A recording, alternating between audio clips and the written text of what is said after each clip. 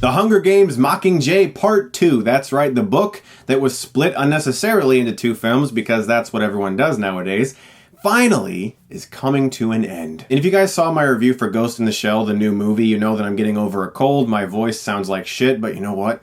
I kind of like it.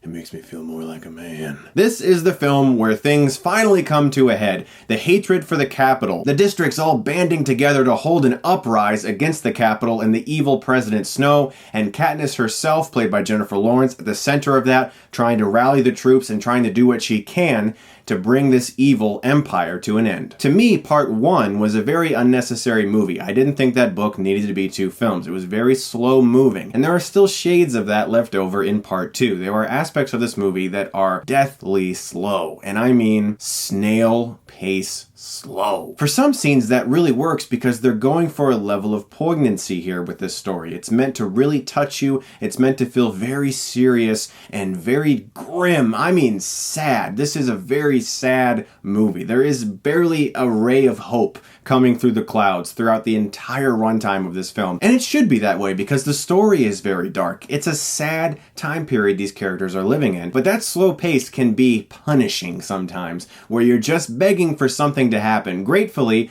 unlike in Part 1, something does happen and some actual exciting scenes occur in this, but they come so few and far between. You get really thrilled for a second and then it goes back to this extremely slow, quiet film that is a bit refreshing in a way because a lot of these novels that are adapted into movies are trying to be so big and appeal to such a wide audience that it is a breath of fresh air to actually see a movie that does take itself seriously. The problem is, certain aspects of this movie really go against the grain of that seriousness, where you're in this world where you feel like everything is very realistic, and then all of a sudden there's these xenomorph knockoff creatures running around in the sewers. So even though that sequence with these things they call mutts was exciting, it just didn't feel like it fit in. So there were aspects of the movie that felt so self-serious, almost to the point of absurdity, and then all of a sudden these really heightened like summer movie extravaganza scenes that were very betraying of that serious tone. For me, the one major positive throughout this entire series that has never wavered has been Jennifer Lawrence. She's fantastic once again in this movie, and she has a lot of chances to shine in this movie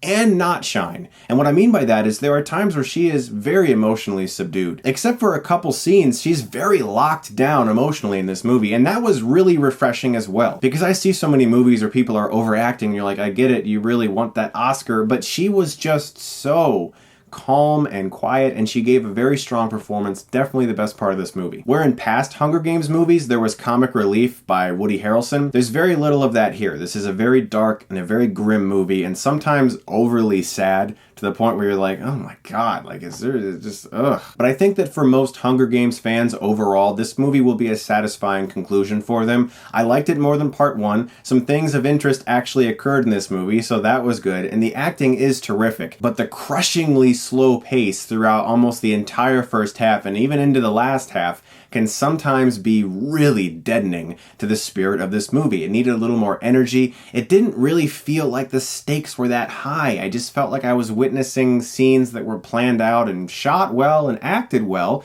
but I never really felt like I was like biting my nails. I just didn't have that moment. Nevertheless, I think most Hunger Games fans will probably find enjoyment in this last chapter of their beloved franchise. I'm going to give Hunger Games Mockingjay Part 2 a B-. Well guys, that's the end of the Hunger Games franchise. I still remember seeing the first one back in 2012. It's crazy how time flies. What did you guys think of this last installment? And also, some really exciting news. I have partnered up with Screen Junkies, the guys who bring you the honest trailers and movie fights. They are launching a new network called Screen Junkies Plus, and they invited me to take part in that and have my own show called First and Worst. I'm extremely excited about that. Myself and a new guest each week will talk about an actor or a director, an actress, a cinematographer, an editor, a composer, or maybe a franchise of films, and we'll argue politely. We're not going to be calling each other names. It'll be more like how you would actually discuss with a friend your thoughts on someone's best work and their worst work. I've left a link in the description below. If you would like to sign up for Screen Junkies Plus, please use that link. It is $4.99 a month, but the first 3 months are completely free. Now, I have nothing to do with this. This isn't me. All of my content on my channel will always be free. I am not changing a thing about my channel. Nothing will change here. But if you would like to see if this new network they're starting is your jam, then it's free for 3 months. So I really think that's a fantastic deal. Follow the link below, and I hope you guys enjoy the show and all the other shows are going to be launching as well. Thank you so much, guys, as always, for watching. And if you like this, you can click right here and get Stuckmanized.